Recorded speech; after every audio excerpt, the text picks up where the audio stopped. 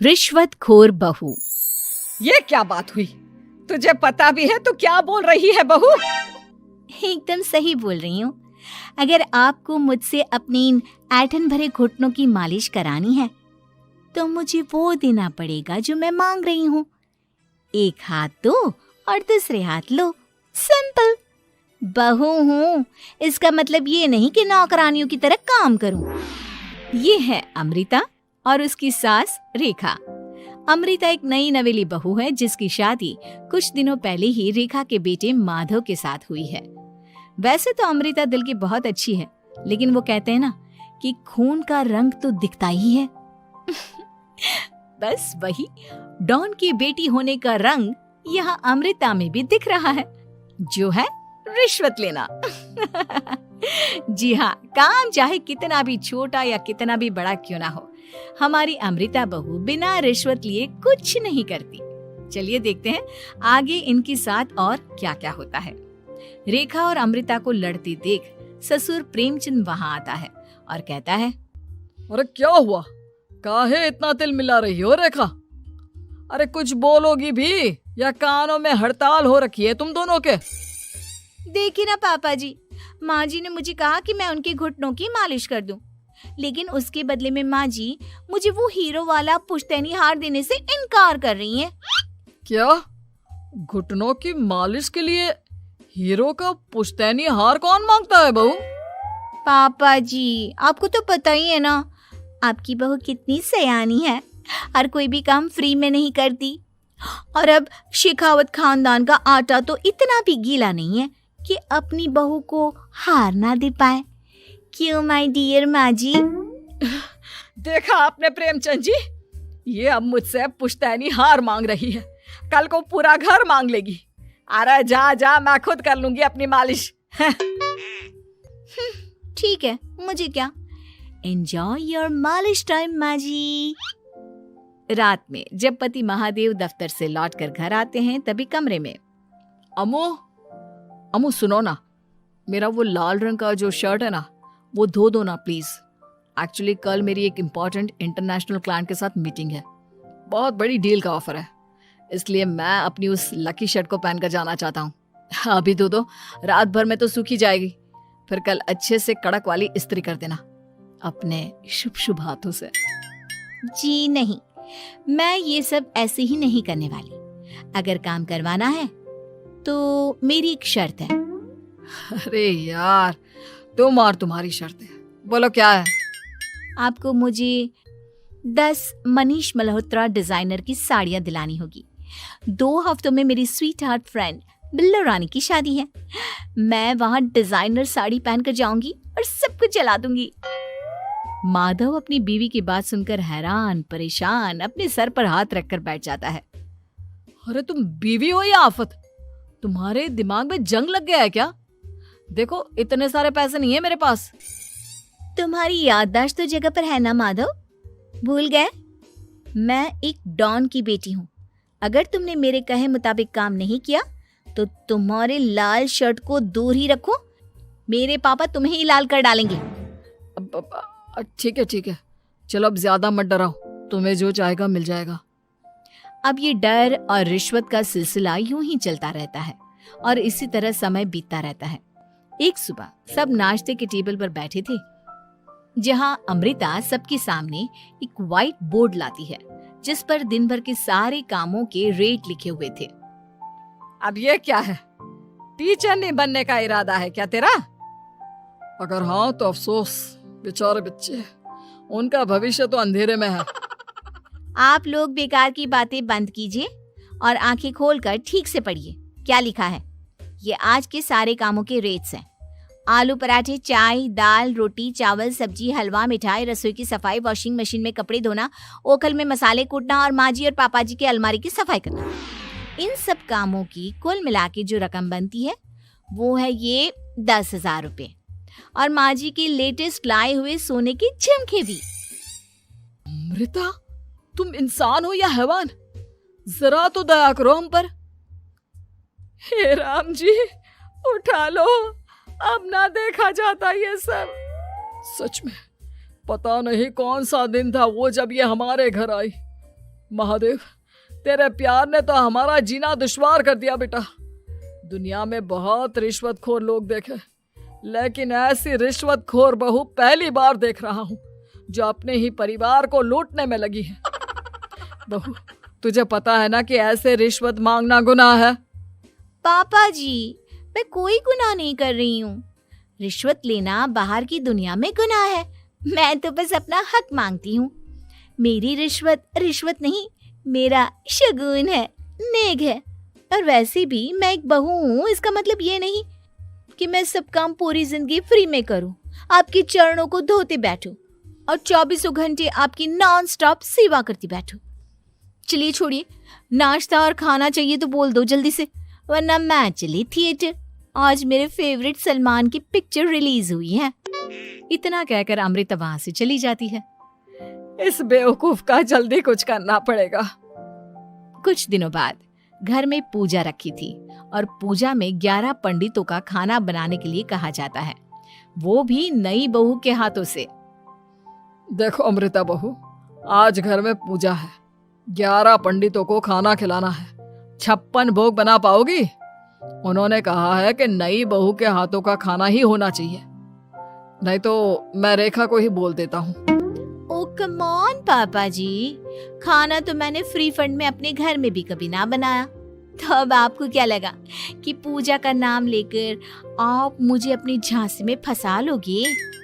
अरे कल मुही, बस अब बस, पहले सुन भी ले क्या कह रहे हैं हम। तुम्हें जितने पैसे चाहिए, जितने तोहफे चाहिए, सब ले लेना, बस पूजा पाठ में कोई बाधा नहीं आनी चाहिए। ओहो, ये हुई ना समझदारी वाली बात। ठीक है, अब आप लोग निश्चिंत रहिए, मैं ऐसा खाना बनाऊंगी कि उन 11 पंडितों की 11 पुश्तें भी मेरे खाने के स्वाद को याद रखेंगी। अमृता पंडितों के लिए खाना पकाती है और पूजा संपन्न होने के बाद उन्हें केले के पत्तों पर खाना परोसती भी है, जिस पर खाने का पहला निवाला खाते ही वो क्या भोजन है। हम इतनी जगहों पर जाते हैं, लेकिन इतना अच्छा स्वाद तो काफी मुश्किल से चखने मिलता है। रेखा जी, प्रेमचंद भाई साहब, आप लोग सच में भाग्यवान हो कि आपको इतनी सर्वगुण संपन्न बहू मिली है, जिसके हाथों में साक्षात माँ अन्नपूर्णा विराजती है। सर्वगुण संपन्न, सबको संपन्न कर देगी यह खूंखार औरत। कुंडली मार कर बैठ गई है मेरे बेचारे बेटे के जीवन में। एक मिनट, अरे ये बात मेरे इस बूढ़े दिमाग में पहले कैसे नहीं आई? इस अमृता की बच्ची को मैं अपने घर से बाहर कैसे निकालूं? इसका उपाय तो पंडित जी के पास जरूर रहेगा। रेखा अगले दिन पंडित जी के पास जाकर उन्हें अमृता के बारे में सब कुछ बता देती है, जिसे सुन पंडित जी भी परेशान हो जाते हैं। अरे, ऐसी बहू तो 7 जन्मों में भी किसी को नसीब ना हो भगवान। देखिए रेखा जी, आपकी रिश्वतखोर बहू और आपके बेटे की कुंडलियों को जोड़कर देखा है मैंने, लेकिन इसमें तो यही बता रहे हैं कि ये आपके जीवन से कभी नहीं जाने वाली। इसलिए उससे सुधारने के लिए जल्दी आप लोगों को ही कुछ करना होगा, नहीं तो एक दिन वो आप लोगों को कंगाल करके ही दम लेगी। नहीं, ऐसा हरगिज नहीं होगा। मैं कुछ करूंगी, हाथ पे हाथ धरे नहीं बैठूंगी मैं। वहीं घर पर अमृता को ये पता चल जाता है कि उसकी सास रेखा पंडित जी के पास उसकी और महादेव की कुंडलियां लेकर गई थी, और इस पर जब रेखा घर लौटती है तब वाह माँ जी वाह, बहुत ही ज्यादा सयानी निकली आप तो। लेकिन मैं आपको एक बात बताना चाहती हूँ कि मेरी और महादेव की कुंडलियां जोड़कर पूजा पाठ और हवन करके भी कुछ नहीं मिलेगा, क्योंकि मैं ऐसी बला हूं जो आप सबकी जिंदगियों से अब कभी नहीं टलने वाली, फिर चाहे आप कितने भी टोटके हवन या उपाय कर लें। तो खुद को समझती क्या है रे बदतमीज, तुझसे बात करना तो दूर, मुझे तो तेरी शक्ल देखना भी नहीं पसंद। अब सास बहू के बीच एक अनकहा सा युद्ध छिड़ जाता है। दिन बीतने लगते हैं, लेकिन एक दिन अचानक रेखा की तबीयत हद से ज्यादा खराब हो जाती है और उसे सांस लेने में भी काफी दिक्कत और परेशानी महसूस होती है। जब उसे डॉक्टर के पास ले जाया जाता है तब डॉक्टर चेकअप करके कहते हैं, देखिए, मैंने सारे टेस्ट करके देख लिए हैं और रिपोर्ट्स को क्रॉस चेक करके ये पता चला है कि रेखा जी को गंभीर दिल की बीमारी है। उनके फेफड़ों में भी काफी सूजन आ गई है। उनका जल्द से जल्द ऑपरेशन करना होगा, वरना आई एम सॉरी टू से उन्हें बचाना मुश्किल हो जाएगा। ये खबर सुनकर प्रेमचंद और माधव दोनों हक्का बक्का रह जाते हैं। लेकिन डॉक्टर साहब, कितने पैसे लगेंगे ऑपरेशन के लिए? और उसके बाद रेखा पूरी तरह ठीक तो हो जाएगी ना? जी हाँ, इस ऑपरेशन के बाद वो बिल्कुल ठीक हो जाएंगे, लेकिन वो तभी हो सकता है जब ऑपरेशन टाइम से हो पाएगा। और रही बात ऑपरेशन के खर्चे की, तो उसमें तकरीबन 6 से 7 लाख रुपए तक लग सकते हैं। जहां एक तरह सब रेखा की तबीयत और ऑपरेशन को लेकर परेशान होते हैं, वहीं घर पर रेखा को बिस्तर पर देखकर भी अमृता के अंदर जरा भी दया नहीं आती। ओ माँ जी, ये अपना फालतू का मेलोड्रामा बंद कीजिए ना आप। मुझे पता है आपको मुझे रिश्वत नहीं देनी है और घर के सारे काम मुझसे मुफ्त में करवाने हैं, इसीलिए आप ये सब कर रही हो ना। सीरियसली अमृता, ऐसे हालात में तुम ऐसी बातें कैसे कर सकती हो? हम यहाँ परेशान हैं कि ऑपरेशन कैसे कराएंगे, बैंक में इतने पैसे भी नहीं है, और तुम माँ को ताने सुना रही हो। अरे अमृता बहू, मैं भला ढोंग क्यों करूंगी? हम 6 से 7 लाख का बंदोबस्त कैसे करेंगे? करेंगे पापा, कैसे भी करेंगे। अमृता, अगर कभी भी जिंदगी में तुमने मुझसे सच्चा प्यार किया है, एक पल के लिए भी सही, तो तुम्हें आज इस परिवार, इस घर की नींव, मेरी माँ को बचाना होगा। हमने अपना सब कुछ तुम्हें दे दिया है, अब तुम्हारी बारी है अपने किए का हिसाब चुकाने की। मुझे पता है तुम्हारे अंदर भी दिल है।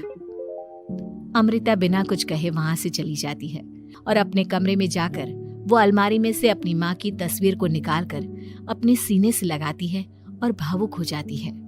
माँ, आपके जाने के बाद पापा ने ही मेरा ख्याल रखा, लेकिन उनकी वजह से ही मुझ में काफी बुरी आदतें भी आ गई। शायद मुझे इतना बुरा आपकी गैर मौजूदगी ने ही बनाया। मैंने कभी आपकी लोरी नहीं सुनी, आपकी गोद में नहीं सोई, आपके हाथों से अपने बालों की चंपी नहीं करवाई, क्योंकि वक्त से पहले ही आप मुझे यहाँ छोड़कर चली गई। लेकिन अब मैंने जितना भी इस घर से लिया है, उतना सूद समेत चुकाने की बारी आ गई है।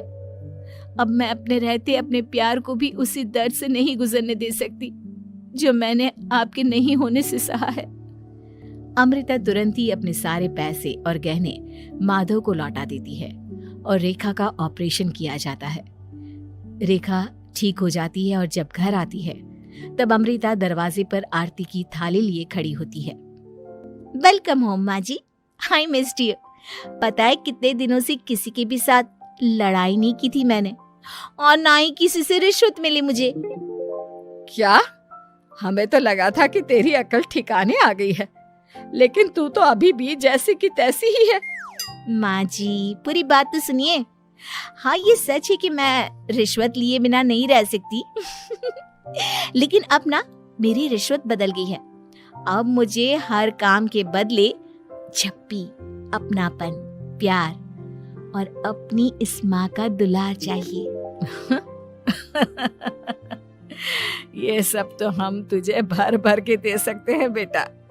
पूरा घर एक साथ अमृता को जोर की झप्पी देता है और सब हंसते मुस्कुराते घर के अंदर चले जाते हैं।